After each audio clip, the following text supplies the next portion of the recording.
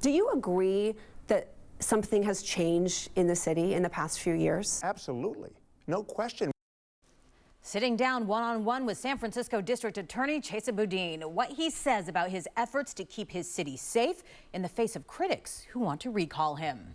Good evening, I'm Amma Dates. And I'm Dan Ashley. Thanks for joining us. We are now less than 4 weeks away from that June 7th recall election. Today, a new poll was released by our media partners at the San Francisco Standard, showing that the district attorney will have an uphill fight to keep his job. 57% of those surveyed say they plan to vote yes on the recall, while 22% plan to vote no. However, a sizable 21% say they still don't know how they'll vote. The poll surveyed 1,000 registered voters in San Francisco. And today, Boudin said that if the recall is successful, it would destabilize the DA's office. Those comments came during a one-on-one interview with ABC 7 News anchor Liz Kreutz, and she is with us now with more. Liz. Hi, Dan. Yes, we had a wide-ranging conversation with the DA today, and we asked him about those bruising poll numbers. He told us he doesn't trust polls and that he definitely doesn't trust that one. In fact, he told us he's confident that he will beat the recall. So let's start by talking about the recall. We're less than a month away now. Voters are already going to the polls for early voting. What's your message to those San Francisco voters who maybe haven't made up their mind yet, and they want to hear from you about what you plan to do to make San Francisco safer?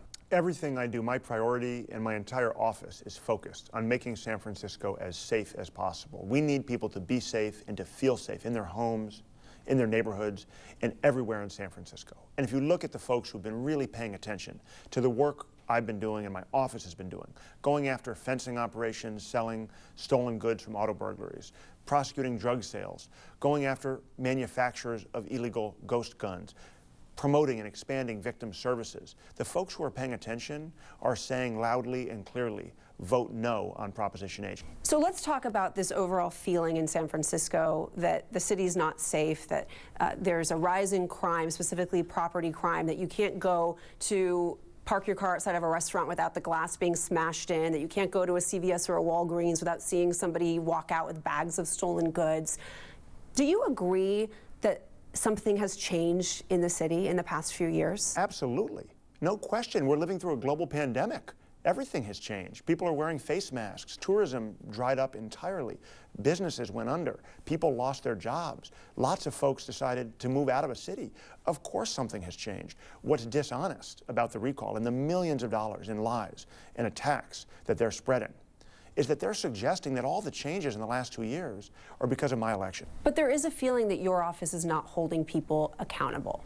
Well, sure. I mean, there's lots of stories you hear every day, but if you look at the facts, and I know as a journalist, you're working with facts, you'll see that my charging rate is actually higher than my predecessor or than other Bay Area district attorneys when it comes to pretty much every category of crime: domestic violence, drug sales, property crime. You'll also see that I'm taking the lead, and my office is taking the lead on innovative solutions to those problems. I want to talk about one of the hallmarks of your policy platforms, and that is diversion programs. So instead of sending someone to jail or prison, you send them to a mental health or substance abuse treatment program. How can you assure voters that the people who are being granted diversion are not just going back out onto the streets and reoffending? Well, there's three really important points about diversion. The first one is it's not just my policies, it's state law. There's been a dramatic expansion in diversion programs because of the state legislature in the last several years. The second thing that's really important to remember is that in every case that's sent to diversion, it's a judge, not me or my office, that makes the final decision. And the third critical point is if people don't successfully complete diversion, if they mess up, if they get arrested again, if they don't comply with the terms and conditions, our criminal case is still pending. We don't lose the ability to prosecute people and secure convictions. One of the prosecutors that's been speaking out in favor of the recall, she's been on the television ads that we've all been seeing, says that you created a culture where prosecutors feel pressured to give lenient plea deals. Yeah, it's just a lie. I mean, the reality is that there's a lot of folks in the recall who have a tremendous amount of ambition, and they won't let facts get in the way of their ambition. What do you mean by ambition? Because some might argue that coming out and speaking out against your former boss could be detrimental to your career. Well, they've got millions of Republican dollars putting their face all over TV, and they're trying to get their names in the short list to be appointed district attorney if the recall succeeds, which it's not going to do. One person who has not publicly taken a position on this recall is Mayor London Breed. In a New York Times interview, you responded to that, and this is what you said of her. You said, quote, "It is convenient for someone with access to those resources and power, like she has in San Francisco, to have a foil when people are upset." What did you mean by that? I wasn't talking about Mayor London Breed. I was talking about the structure of the way San Francisco government works and the reality that any mayor has an incentive to want to get appointments. But you did say here, when you have that much power, if people are upset, it's convenient to have a place to shift the blame. Sure. So not in reference to Mayor Breed at all. Well, it was in response and in conversation about Mayor Breed. And so are you saying that she's using you as a foil or a scapegoat? No, I'm not going to have you put words in my mouth. I'm being very clear. It is a structural issue in San Francisco.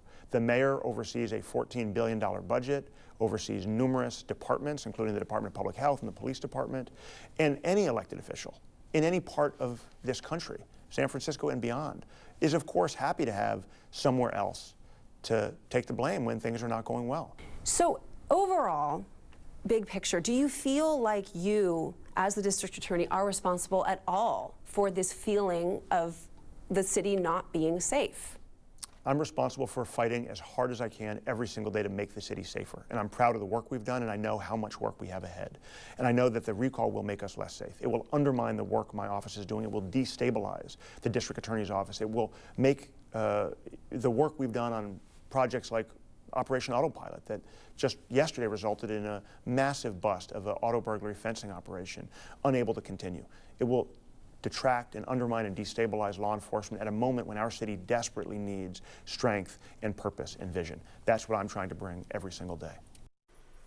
And again, that was just a portion of our 25-minute interview with Boudin. We also pressed him on the success of diversion programs, his relationship with the San Francisco Police Department, and reports that over 50 prosecutors have left his office since he took office.